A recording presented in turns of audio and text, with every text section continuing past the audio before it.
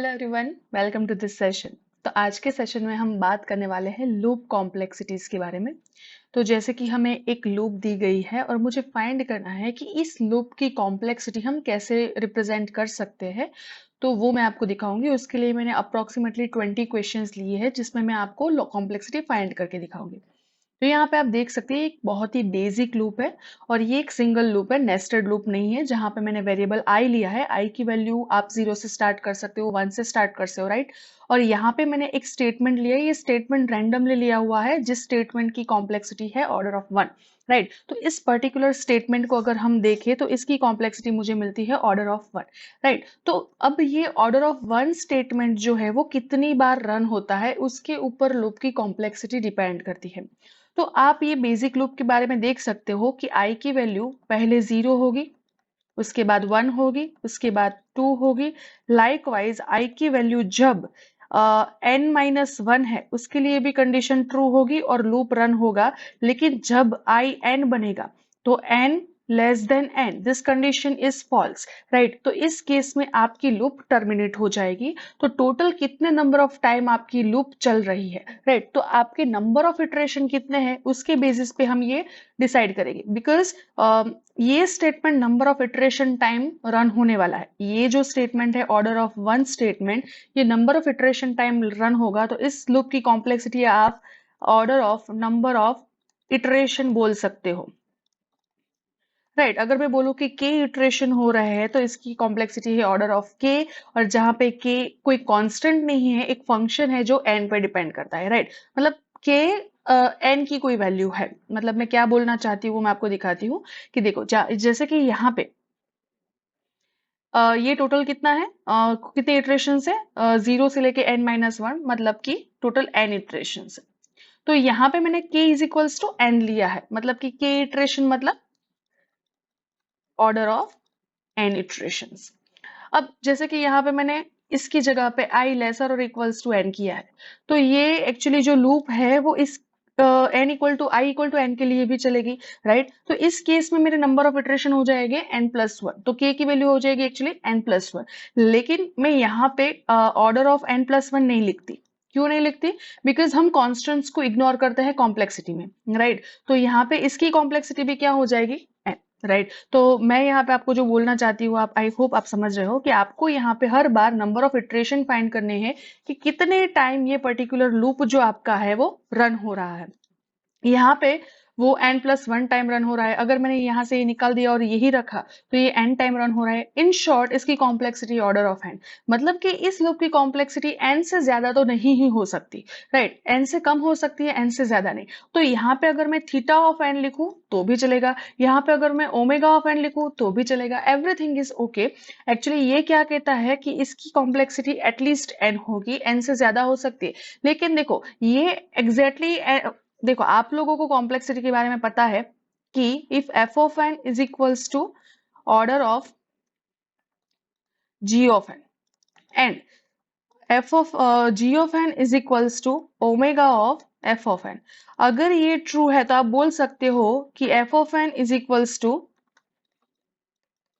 Theta of ji of n, या फिर g of N is equals to theta of F of n, right. ये हमने asymptotic notations में already देख लिया है।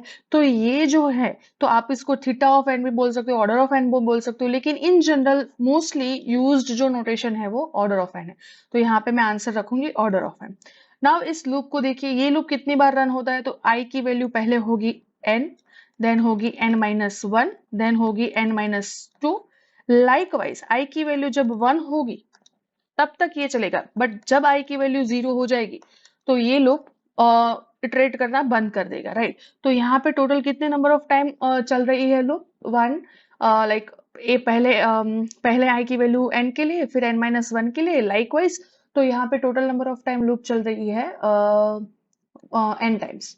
पर मुझे n+1 इसी से कुछ फर्क नहीं पड़ता है। मैं यहाँ पे बोलूंगी कि इसकी कॉम्प्लेक्सिटी है order of n, right. Easy था। अब हम देखते हैं ये वाला। यहाँ पे मैंने क्या किया, i इज इक्वल्स टू 0 से स्टार्ट किया और मैं क्या चेक कर रही हूँ, आई स्क्वायर की value less equal to n होनी, लेस इक्वल टू n होनी चाहिए। तो बेसिकली अगर मैं इस आई स्क्वायर लेसर n लिखती हूँ, इसको क्या मैं ऐसे लिख सकती हूँ, i less than root n, right. तो instead of this I am interpreting this as i is lesser than root n. तो आई की वैल्यू 0 होगी, फिर आई की वैल्यू 1 होगी, लाइकवाइज एक एक बढ़ती जा रही, आई की वैल्यू 2 होगी। कब तक? आई की वैल्यू रूट एन जब होगी तब ये इक्वेशन जो है वो फॉल्स होगा। तो आप बोल सकते हो कि यहाँ पे रूट एन 0 से लेके रूट एन माइनस 1 तक ये लूप चलती है, तो इसका मुझे कोई फर्क नहीं पड़ता रूट एन टाइम है, रूट एन माइनस 1 टाइम है। मैं इसको इन जनरल बोलूंगी ये ऑर्डर ऑफ रूट एन है और थीटा ऑफ रूट एन है। So let me know in comments if you have any doubt regarding this. तो यहाँ पे मैंने इसको इस तरह से इंटरप्रेट किया है। अब ये देखिए ये मैं क्या कर रही हूँ, यहाँ पे मैंने 0 से स्टार्ट किया है, आई लेसर इक्वल टू एन है, और आई की वैल्यू कैसे बढ़ रही है?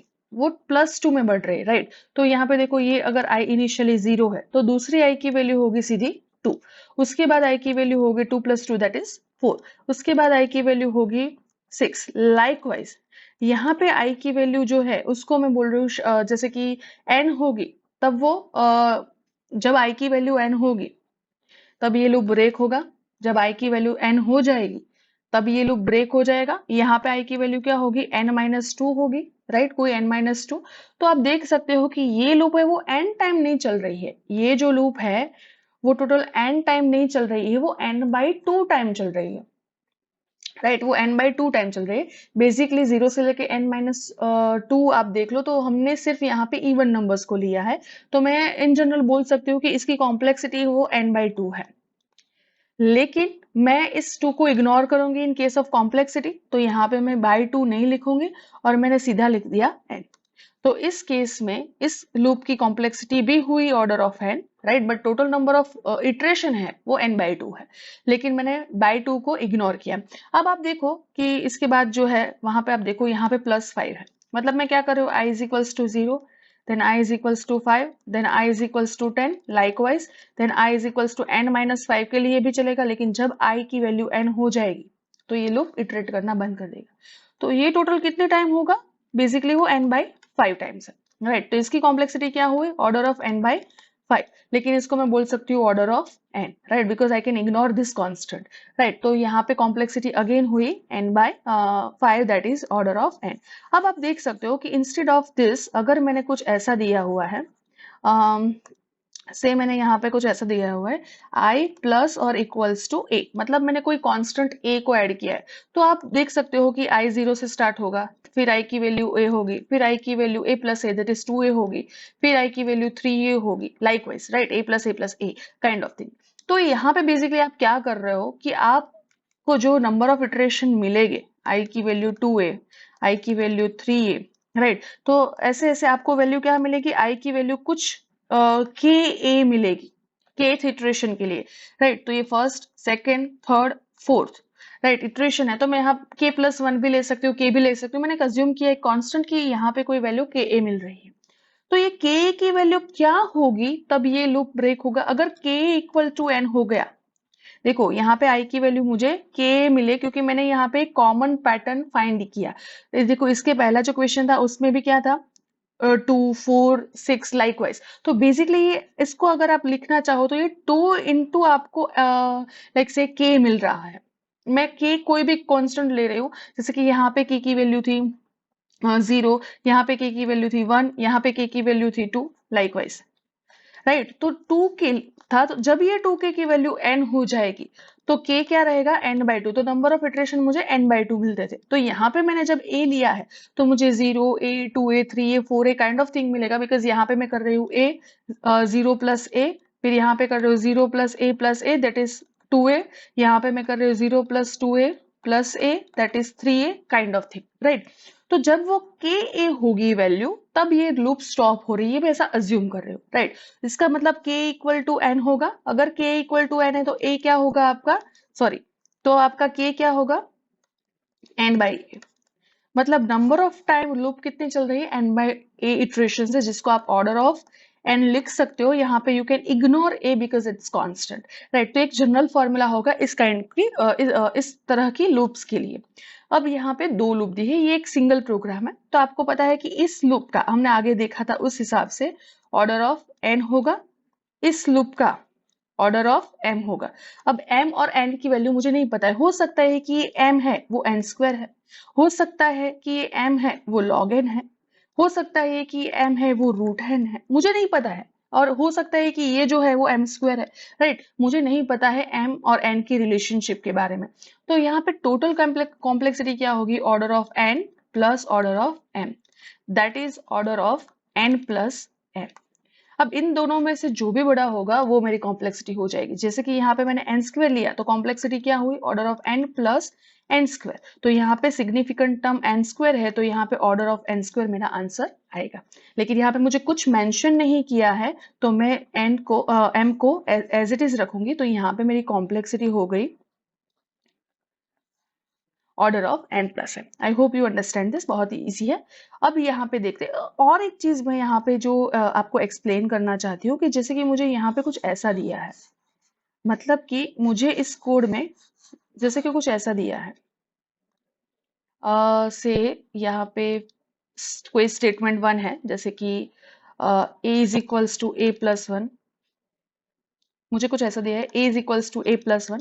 मान लो कि ये सब इनिशियलाइज हुए ऑलरेडी हुए हैं, b is equals to b plus one, then यहाँ पे दिया है sum is equals to a plus b और काइंड ऑफ थिंग। यहाँ इसकी कॉम्प्लेक्सिटी ऑर्डर ऑफ वन, इसकी order of one, single statement की बात कर रही हूँ। ओवरऑल कॉम्प्लेक्सिटी हुई ऑर्डर ऑफ थ्री, लेकिन ये कांस्टेंट है तो मैं इसको बोलूंगी क्या, ये ऑर्डर ऑफ वन ही है। तो यहाँ पे नंबर ऑफ स्टेटमेंट्स कितने भी दिए दैट डजंट मैटर, राइट। आपको उसकी कॉम्प्लेक्सिटी ऑर्डर ऑफ वन ही लिए है। मतलब कि मैं ऐसा बोलना चाहती हूँ कि यहाँ पे सपोज मुझे कोई लूप नहीं दी है, सपोज यहाँ पे ये लूप दी ही नहीं गई है और आपको सीधा यही स्टेटमेंट्स दिए हैं, तो इसका मतलब है इसकी कॉम्प्लेक्सिटी हुई ऑर्डर ऑफ वन ओनली। इस केस में इसकी कॉम्प्लेक्सिटी हुई, इस प्रोग्राम की कॉम्प्लेक्सिटी हुई ऑर्डर ऑफ वन, राइट। और अगर मुझे लूप दिया हुआ है यहाँ पे और कोई स्टेटमेंट कुछ इस तरह से है, इफ लाइक से कोई कंडीशन है यहाँ पे और ये कंडीशन अगर सेटिस्फाई हो तो मैं स्टेटमेंट वन एग्जीक्यूट कर रही हूँ, और एल्स में कोई और कंडीशन मतलब एल्स मतलब अगर ये कंडीशन फॉल्स हुई तो मैं कोई स्टेटमेंट टू एग्जीक्यूट कर रही हूँ, right. So also in this case आपका आइदर ये स्टेटमेंट एग्जीक्यूट होगा या ये स्टेटमेंट एग्जीक्यूट होगा। सिंगल स्टेटमेंट है तो उसकी कॉम्प्लेक्सिटी ऑर्डर ऑफ वन ही हुई, और वो n टाइम्स चल रहा है तो n into order of one, that is n only, order of n, right. तो इस केस में भी आपकी कॉम्प्लेक्सिटी होगी ऑर्डर ऑफ n। इसकी जगह पे अगर आपको वाइल लूप दिया गया है, मतलब कि से यहाँ पे आपको दिया है ऐसा दिया है कि ये sum is equals to a plus B की जगह पे, ये पूरे कोड की जगह आपको ऐसा दिया है sum is equals to zero, then I is equals to zero, then while I is less than n, sum is equals to a plus b kind of the thing, and then I is equals to I plus 1। ये similar है इसके, तो इसकी complexity भी order of n ही होगी, right. आई hope आप ये बात समझ रहे हो मैंने क्या किया। अब आप देख रहे हो कि यहाँ पे एक नेस्टेड लूप लिया गया है। नेस्टेड लूप यानी क्या है कि देखो ये आउटर लूप है, ये इनर लूप है। नेस्टेड लूप में वो देखना बहुत ही जरूरी है कि क्या इनर लूप आउटर लूप से डिपेंडेंट है कि नहीं। अपने केस में वो डिपेंडेंट नहीं है, क्यों, देखो यहाँ पे कहीं पे आई का यूज हुआ है, तो मतलब आई की वैल्यू कुछ भी होगी ये टोटल m टाइम ही चलने वाली है, राइट। अच्छे से बोलो तो ये ऑर्डर ऑफ m टाइम चलेगी। तो ये जो स्टेटमेंट है वो आप उसको ऑर्डर ऑफ वन नहीं बोल सकते, ये ऑर्डर ऑफ वन है। ये स्टेटमेंट m टाइम चलेगा, मतलब इस इनर लूप की कॉम्प्लेक्सिटी क्या हुई, इस इनर लूप की कॉम्प्लेक्सिटी हुई ऑर्डर ऑफ m। और i की वैल्यू 0 है तब ये ऑर्डर ऑफ m टाइम चलेगी, i की वैल्यू 1 है तब ये ऑर्डर ऑफ m टाइम चलेगी। लाइकवाइज i की वैल्यू जब तक n-1 है तब भी ये ऑर्डर ऑफ m टाइम चलेगी। तो टोटल ये कितने टाइम चल रही है, n टाइम चल रही है। तो मैं ऐसा बोल सकती हूँ कि इसकी कॉम्प्लेक्सिटी ऑर्डर ऑफ n है, इसकी कॉम्प्लेक्सिटी ऑर्डर ऑफ m है, तो टोटल कॉम्प्लेक्सिटी आपके केस में हुई order of n into m। अब ये m क्या है वो डिपेंड करता है। अगर यहाँ पे n और m n equal to m है लाइक m और n की वैल्यू सेम है तो आप यहाँ पे n ले सकते हो, तो कॉम्प्लेक्सिटी होगी ऑर्डर ऑफ n स्क्वायर। पर हमें ऐसा कुछ दिया नहीं है तो हम इन जनरल ही लिखेंगे order of n into m, क्योंकि n times order of m वाला स्टेटमेंट रन हो रहा है। तो इस लूप की कॉम्प्लेक्सिटी हुई ये। अब हम देखते हैं नेक्स्ट वाला, जहां पे यहाँ पे देखो ये इंडिपेंडेंट है कि नहीं, ये इनर लूप जो है वो इंडिपेंडेंट है कि नहीं, आउटर लूप से वो इंडिपेंडेंट है, बिकॉज यहाँ पे आउटर लूप, क्योंकि यहाँ पे मैंने यूज नहीं किया है आई का किसी भी जगह पे, तो regardless of values of I this is going to run for order of N time, this is also going to run for order of N time. तो ये टोटल कॉम्प्लेक्सिटी हुई order of N into order of N, that is order of N square. तो इस loop की complexity हुई order of N square. अब next देखते हैं i is equals to 0, I less then and I equal to I plus 2। ये बहुत अच्छा है क्वेश्चन। देखो i की वैल्यू क्या होगी इनिशियली 0, फिर i की वैल्यू क्या होगी 0 इंटू, देखो एक्चुअली मेरे से एक गलती हो गई, यहाँ पे 0 होगा तो हर बार वो 0 ही रहेगा, मुझे यहाँ पे इनिशियलाइज करना पड़ेगा 1 से, तो ही मुझे डिजायर्ड आंसर मिलेगा। तो एक्चुअली ये क्वेश्चन में थोड़ा सा ये गलती है, तो आप उसको एक करेक्ट कर लीजिएगा। तो यहाँ पे सपोज i 1 से स्टार्ट हुआ है, i लेस देन n है, i equal to I into 2, तो इनिशियली i की वैल्यू है 1, फिर i की वैल्यू होगी 2, फिर i की वैल्यू होगी 2 इंटू 2 दैट इज 4, फिर i की वैल्यू होगी 2 into 2 into 2 that is 2 raise to 3 likewise. इसमें कोई डाउट है आपको? ये i की वैल्यूज मैंने मेंशन की है। अब मैं ऐसा अज्यूम कर रही हूँ कि किसी kth इटरेशन के लिए i की वैल्यू है 2 रेज टू k, राइट, मतलब कि kth इटरेशन के लिए मैं ऐसा अज्यूम कर रही हूँ कि i की वैल्यू 2 रेज टू k है, और मैं ऐसा बोल रही हूँ कि इस इटरेशन के लिए ये लूप टर्मिनेट हो रहा है। लूप टर्मिनेट कब होगा? जब i की वैल्यू n होगी, मतलब कि अगर 2 रेज टू k n हो जाएगा तो ये लूप टर्मिनेट हो जाएगी। मैं ऐसा बोल रही हूँ कि लूप kth इटरेशन पे टर्मिनेट होती है, that means 2 raise to k is equals to n हुआ है। तो मैं k को क्या ले सकती हूँ? log n base 2, right. तो मैं यहाँ पे ले सकती हूँ k is equals to log N 2 base 2। तो अपनी कॉम्प्लेक्सिटी हम लिखते हैं ऑर्डर ऑफ k, अपने केस में हो जाएगा order of log n base 2। तो ये कॉम्प्लेक्सिटी हुई इस लूप की। आई होप आपको ये बात समझ में आ गई। अब यहाँ पे मैंने क्या किया, again similar thing is happening over here. तो यहाँ पे ये जो है वो 1 है, 0 नहीं है। तो इनिशियली i की वैल्यू हुई 1, फिर i की वैल्यू हुई 3, फिर i की वैल्यू हुई 3 into 3 that is 3 square, i की वैल्यू हुई 3 into 3 into 3 that is 3 cube likewise.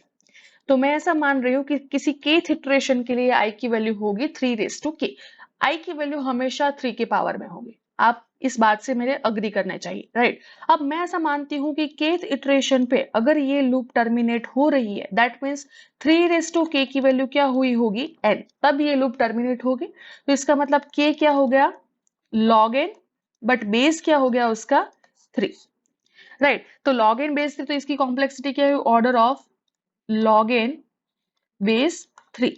अब आप इसको कैसे मॉडिफाई कर सकते हैं? लॉग प्रॉपर्टी है कि अगर आप क्या बेस कुछ इस तरह से है, लाइक बेस लॉग ए बेस बी, तो आप इसको कैसे लिख सकते हो? लॉग ए बेस 2 लॉग बी बेस 2, मतलब कि आप सेम बेस पे इसको इस तरह से लिख सकते हो। तो आप देखो कि इस ऊपर वाले स्टेटमेंट को मैं कैसे रिप्रेजेंट कर रही हूं यहाँ पे। इस स्टेटमेंट को order of log n base 2 divide by log 3 base 2। अब ये जो log 3 base 2 जो है वो एक कांस्टेंट है, राइट। उसकी एक फिक्स वैल्यू है, वो कांस्टेंट है, वो n पे डिपेंड नहीं करता। तो यहाँ पे अगर मैं इसको ना लिखूं दैट इज ऑल्सो फाइन। तो इसकी भी कॉम्प्लेक्सिटी क्या हुई order of n base 2। I hope आपको ये समझ में आया कि मैंने ये कैसे किया, राइट। अब नेक्स्ट मैंने लिया है i equals to I into 5। तो i की वैल्यू यहाँ पे अगेन ये 1 से स्टार्ट हो रहा है, i is equals to 1, i is equals to 5, i is equals to 5 into 5 that is 5 square, i is equals to 5 square into 5 that is 5 cube likewise. मैं ऐसा अज्यूम कर रही हूँ किसी kth इटरेशन के लिए i की वैल्यू होगी 5 रेज टू k, और अगर लूप टर्मिनेट हो रही है kth इटरेशन पर, that means 5 raise to k is equals to n हुआ होगा। दैट मीन्स k की वैल्यू क्या हुई होगी log n, यहाँ पे बेस है 5। अब इसको भी मैं कैसे लिख सकती हूँ log n अच्छे से थोड़ा दिखाती हूँ। इसको मैं लिख सकती हूँ log n base 2 divide by log 5 base 2। जहां पे ये कांस्टेंट है तो अगर मैं ऑर्डर ऑफ लिख रही हूं तो मैं इसको as order of log n base 2 लिख सकती हूँ। तो ये कॉम्प्लेक्सिटी हुई इस लूप की। I hope you are understanding what I am doing, right. अब ये देखते हैं, यहाँ पे i की वैल्यू n से स्टार्ट हो रही है और greater than equal to greater than 0, यहाँ पे मैंने सही लिखा है, ग्रेटर देन 0 है तब तक वो काम कर रहा है, राइट। दैट मीन्स i की इनिशियल वैल्यू होगी n, फिर i की वैल्यू होगी n बाई 2, फिर i की वैल्यू होगी n बाई 2 स्क्वायर, फिर i की वैल्यू होगी n बाई 2 क्यूब, राइट। यहाँ पे n by 2 and likewise i की वैल्यू होगी, मैं ऐसा अज्यूम कर रही हूँ कि किसी kth इटरेशन के लिए वैल्यू होगी n by 2 raise to k, right. अब मैं n by 2 raise to k जो है, ये जो वैल्यू है वो ग्रेटर देन 0, मतलब कि वो जब मैं बोल सकती हूँ कि वो जब 1 होगी, राइट। और यहाँ पे मैं actually greater than equal to 1 भी कर सकती हूँ, इसके अलावा मैं इसको ऐसे भी लिख सकती हूँ। तो इसका मतलब अगर ये 1 हुई होगी और 0 हुई होगी तब ये टर्मिनेट हो रहा है, तो मैं यहाँ पे 0 नहीं 1 लिख रही हूँ, मतलब कि यहाँ पे मैंने इस तरह से उसको इंटरप्रेट किया है, क्योंकि लास्ट वैल्यू 1 ही होगी। 1 को अगर मैं डिवाइड करूंगी तो ये इंटीजर है तो ऑटोमेटिकली 0 हो जाएगा, लेकिन अगर मैं यहाँ पे 0 लूंगी तो मुझे 2 रेस टू के मल्टीप्लाई नहीं कर पाऊंगी, राइट। तो आई होप आप समझ रहे हैं कि मैंने यहाँ पे 1 क्यों लिया, मतलब कि मैंने कैसे लिखा है, एक बार अच्छे से थोड़ा दिखाती हूँ। मैंने क्या किया, n by 2 raise to k मतलब 1, ये जब हुआ होगा इसके बाद अगर मैं इसको डिवाइड करूंगी तो ये लूप टर्मिनेट होने वाले।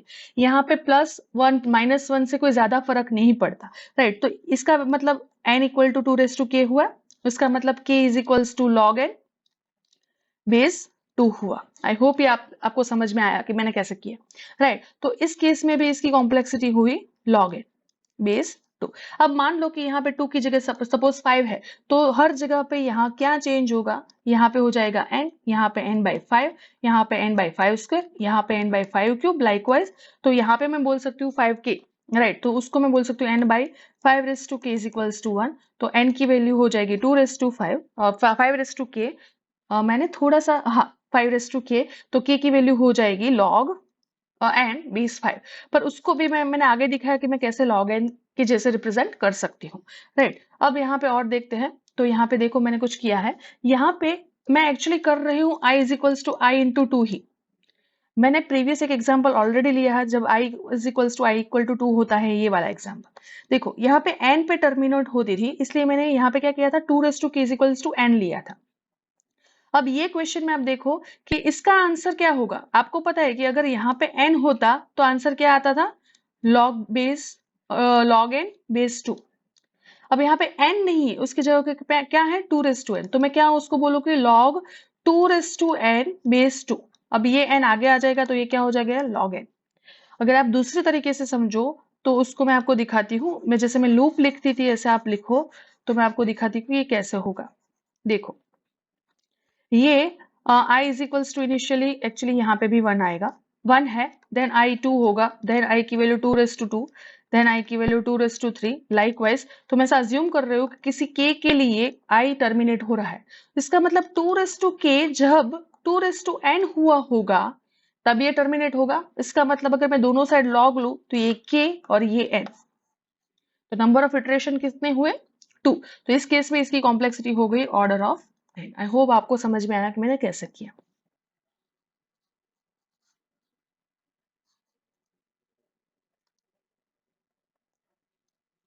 ओके तो इस सम में हम देखते हैं, स्टार्ट करते हैं i इज इक्वल्स टू 2 से, राइट। फिर i की वैल्यू क्या होगी, 2 इंटू 2 दैट इज 4, तो यहाँ पे 4 हो जाएगा। फिर i की वैल्यू होगी 4 इंटू 4 दैट इज 16, फिर i की वैल्यू हो जाएगी 16 इंटू 16 दैट इज 256, लाइकवाइज।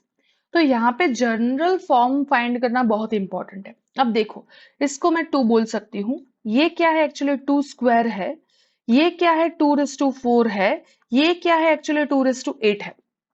तो यहाँ पे मैं i की वैल्यू 2 रेस टू k नहीं बोल सकती, राइट, बिकॉज वो सेम सीक्वेंस नहीं है। देखो ये 2 के पावर में इंक्रीज हो रहा है, मतलब कि यहाँ k की वैल्यू जो है ये वो k नहीं है, 2 के पावर में कुछ है। तो बेसिकली मैं यहाँ पे क्या कर रही हूँ, इसको मैं ऐसे नहीं लिख सकती, इसको मुझे लिखना पड़ेगा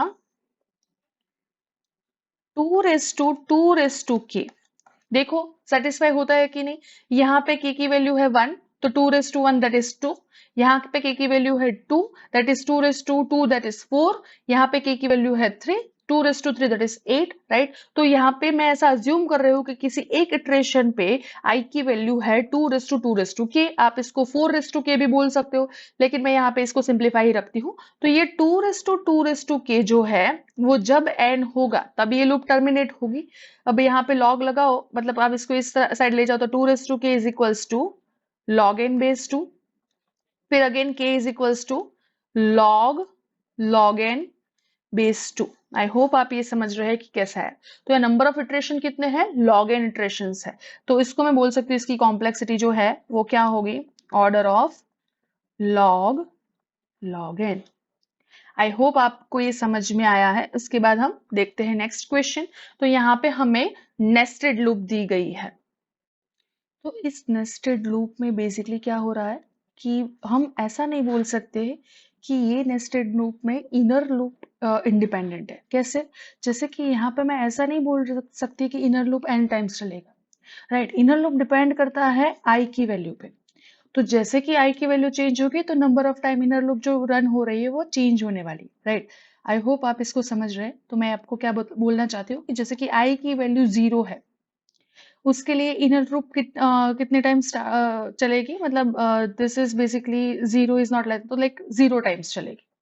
देन i की वैल्यू मैंने ली 1, i की वैल्यू जब 1 है तो लूप चलेगी सिर्फ एक 0 के लिए, मतलब 0 के लिए, दैट मीन्स इसके लिए 0 टाइम चले थे, इसके लिए 1 टाइम चली, वैल्यू 0 के लिए जब j 0 होगा, राइट। i की वैल्यू जब 2 होगी तो j कितनी बार चलेगा, 0 एंड 1 के लिए चलेगा, मतलब total number of time loop चले 2 टाइम्स, राइट। i की वैल्यू अगर 3 है तो j की वैल्यू क्या क्या होगी, 0 1 एंड 2। 3 होगी तब वो नहीं चलेगा, लाइक से i की वैल्यू जब 3 होगी तो उसके लिए इनर लूप, मतलब ये स्टेटमेंट एग्जीक्यूट नहीं होने वाला है। आई होप आप समझ रहे हैं कि मैंने ये कैसे किया है। लाइकवाइज अगर मैं यहाँ पे i की वैल्यू ले रही हूँ n-1, राइट, तो ये n-1 के लिए ये चलेगा n-1 टाइम्स, राइट। j की वैल्यू हो जाएगी 0 से n-2 तक, जैसे कि मैंने इसके ऊपर से ये प्रिडिक्ट किया कि 0 1 2 up to n-2, total n-1 time. अब मुझे अगर टोटल नंबर ऑफ टाइम ये रन हुआ वो देखना है तो मुझे इसका सम करना पड़ेगा, मतलब इसका सम करने से मैं क्या कर रही हूँ, 1 + 2 + 3 up to n-1।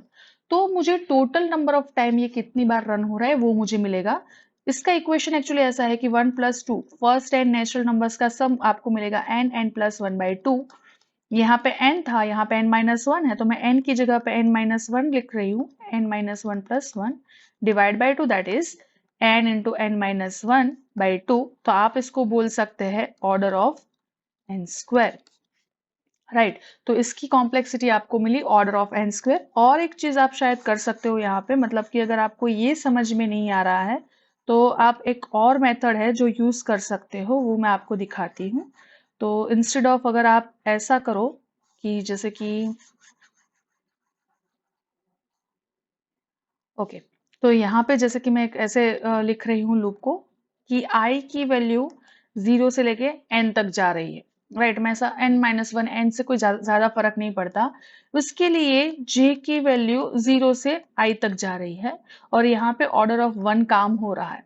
I hope आप ये समझ रहे हो। तो इसका मतलब क्या है कि मैं 1 + 1 + 1 कर रही हूँ i टाइम्स, राइट। तो बेसिकली 0 से लेके i टाइम, मतलब इसको बेसिकली मैं i-1 लिखूंगी, इसको -1 लिखूंगी। तो ये कौन कितना हुआ, sigma i = 1 n-1 1 + 1 + 1 + up to कितने टाइम, i-1 टाइम, 0 से लेके i-1, that is i-1 -0 + 1। So basically ये टोटल हुआ i टाइम्स, 0 से लेके i-1, that is i times, right. तो यहाँ पे इक्वेशन हो गया i = 0 to n-1 and i। ये क्या हुआ, 1 0 + 1 + 2 अप टू n-1, राइट। तो इसका अगर एडिशन करो तो भी आपको सेम आंसर मिलेगा, that is order of n²। I hope ये आपको समझ में आया है। अब इसको देखते हैं, इसके लिए भी सेम प्रोसीजर अप्लाई कर रही हूँ, लेकिन यहाँ पे j जो है वो एक्सपोनेंशियल मतलब मल्टीप्लाई बाय 2 होके बढ़ रहा है, राइट। तो हम देखते हैं कि इसके लिए हम कैसे कर सकते हैं। आई स्टार्ट हो रहा है, बेसिकली मैं यहाँ पे 0 नहीं ले सकती, मैं 1 ले रही हूँ बिकॉज मैं मल्टीप्लाई कर रही हूँ, राइट। तो ये मेरी एक गलती थी, मैं उसको सुधार रही हूँ। तो जैसे कि ये 0 नहीं होगा, ये 1 होगा, राइट। इसके लिए हम देखते हैं। तो आई की वैल्यू सपोज 1 है, तो 1 के लिए जे की वैल्यू क्या होगी, 1। और यहाँ पे मैं लेस देन और इक्वल टू कर रही हूँ, थोड़ा इजी रहता है वो इसलिए। बाकी आप इससे भी कर सकते हो, प्लस और माइनस 1 से कोई ज्यादा फर्क नहीं पड़ेगा। तो यहाँ पे जे लेस देन और इक्वल्स टू आई कर लेती हूँ, थोड़ा सा समझने में इजी रहता है इसलिए, राइट। जे लेस देन और इक्वल्स टू आई। तो इसके लिए जे कितनी बार चलेगा, एक बार, उसके बाद जे की वैल्यू हो जाएगी 2। 2 is not lesser than equal to 1, तो उसके लिए नहीं, तो ये 1 टाइम लूप चला। अब आई की वैल्यू हो जाएगी 2, उसके लिए जे कितनी बार चलेगा, तो जे एक्चुअली चलेगा पहले 1, फिर आई की वैल्यू होगी 2, तो उसके लिए भी चलेगा टोटल 2 टाइम, राइट। तो आई की वैल्यू जे है, तो पहले जे की वैल्यू होगी 1, उसके बाद जे की वैल्यू होगी 2, उसके बाद जे की वैल्यू होगी 4। लेकिन 4 इज नॉट लेस देन 2, तो उसके लिए नहीं चलेगा, टोटल 2 टाइम्स लूप चलेगा। अब देखते हैं आई की वैल्यू 3, उसके लिए जे कितने टाइम चलेगा, 1 and 2 times, right. So basically 1 and 2 and फिर 4, तो उसके लिए नहीं चलेगा। बेसिकली मैं यहाँ पे क्या कर रही हूँ, देखो इससे एक अच्छा मैं आपको, मुझे मतलब अभी सूझा है कि इससे अच्छा एक आपको सॉल्यूशन यहाँ पे कैसे मिल सकता है कि इनर लूप है वो कितने टाइम चलेगी। आपको पता है कि जब हम इंटू इंटू टू करते हैं तो मुझे लॉग एन कॉम्प्लेक्सिटी मिलती थी। अगर यहाँ पे एन होता तो मतलब कि अगर कॉम्प्लेक्सिटी फोर लूप अगर ऐसी है, आई इज इक्वल्स टू 1 से लेके एन तक जा रहे हैं एंड आई की वैल्यू इंक्रीज होती है, i is equal to I into से 2। तो आपको इस केस में सिंगल लूप के लिए कॉम्प्लेक्सिटी क्या मिलती थी, यहाँ पे कहीं पे वो था, देखो ये वाला, अ, ये वाला, इसके लिए आपको कॉम्प्लेक्सिटी क्या मिलती थी, लॉग एन, ये हमने ऑलरेडी देखा हुआ है। तो अब यहाँ पे हम क्या कर रहे हैं कि मुझे यहाँ पे लॉग एन तो नहीं मिलेगा, लॉग क्या मिलेगा, यहाँ पे आई है तो मुझे कॉम्प्लेक्सिटी लॉग आई मिलेगी। आप इस बात से सहमत हो कि नहीं, राइट। तो यहाँ पे इनर लूप की कॉम्प्लेक्सिटी आपको एन नहीं मिलने वाली है, लॉग एन नहीं मिलने वाली है, लॉग आई मिलेगी बिकॉज यहाँ पे आई है, राइट। अब मैं क्या कर रही हूँ, तो i इज इक्वल्स टू 1 के लिए ये log i टाइम चलेगी, मतलब log 1 टाइम चलेगी। फिर i इज इक्वल्स टू 2 के लिए वो log 2 टाइम चलेगी। i इज इक्वल्स टू 3 के लिए वो log 3 टाइम चलेगी। Likewise i is equals to से n जब होगा तो वो कितने टाइम चलेगी, log n टाइम चलेगी। तो बेसिकली मैं यहाँ पे क्या कर रही हूँ, मैं यहाँ पे log 1 plus log 2 plus log 3 likewise log n ऐसा कर रही हूँ। log की प्रॉपर्टी क्या कहती है, log a plus log b is equals to log a b। तो इसको मैं कैसे लिख सकती हूँ, log 1 into 2 into 3 into up to n। तो ये क्या हुआ, factorial, that is n factorial, right. तो log n फैक्टोरियल इसकी कॉम्प्लेक्सिटी एग्जैक्टली सेम होती है theta of n log n। ये कैसे होती है, इसकी एक अप्रोक्सीमेशन है, स्टर्लिंग्स अप्रोक्सीमेशन, वो मैं यहाँ पे डिस्कस नहीं कर रही हूँ। आप उसके लिए मेरे एसिम्प्टोटिक नोटेशंस की वीडियो देख सकते हैं। लेकिन आप इसको ध्यान में रखिए कि log n factorial is exactly equals to n log n, right. तो यहाँ पे मुझे कॉम्प्लेक्सिटी मिलेगी n log n, right, order of n log n। I hope आपको ये समझ में आया है। ओके, नाउ यहाँ पे देखते हैं, यहाँ पे मैं क्या कर रही हूँ, n/2 से स्टार्ट हो रहा है, जे आई की value less than equal to n है, i equal to I into 2, right. तो i इनिशियली n/2 है, फिर i की वैल्यू क्या हो जाएगी, n/2 into 2 that is n। तो ये लूप सिर्फ 2 बार ही चलेगा, तो order of 2 that is order of 1, right, easy था। अब ये देखते हैं, यहाँ पे आप देख सकते हो कि मैं क्या कर रही हूँ, i इज इक्वल्स टू 1 से स्टार्ट हो रहा है, अब i is equals to n तक जाता है, मतलब पहले i1 होगा फिर i2 होगा, लाइकवाइज i की वैल्यू n तक जाएगी। उसके लिए j कब तक जाएगा, तो i इक्वल टू 1 के लिए 1 के लिए चलेगा, मतलब 1 टाइम। फिर j i is equal to 2 के लिए 1, 1 के बाद क्या होगा, 1 प्लस 2 दैट इज 3। तो वो देखो यहाँ पे मैं i plus j is equal to j plus i कर रही हूँ, मतलब नेक्स्ट वैल्यू है वो कंपलसरी i से ज्यादा ही होने वाली है।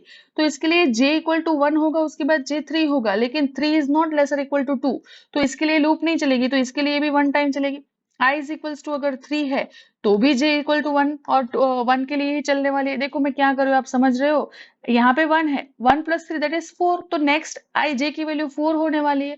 4 is not lesser than 3, right, 4 is not lesser equal to 3, तो ये कंडीशन फॉल्स है, तो इसके लिए भी 1। मतलब कि इन शॉर्ट n टाइम्स में लूप 1 1 मतलब इनर लूप सिर्फ एक ही बार चल रही है, मतलब इसकी इनर लूप की कॉम्प्लेक्सिटी ऑर्डर ऑफ n है, सॉरी ऑर्डर ऑफ 1 है, आउटर लूप की कॉम्प्लेक्सिटी ऑर्डर ऑफ n है, तो टोटल कॉम्प्लेक्सिटी हुई order of n into order of 1 that is order of n, इसकी कॉम्प्लेक्सिटी हुई ऑर्डर ऑफ n।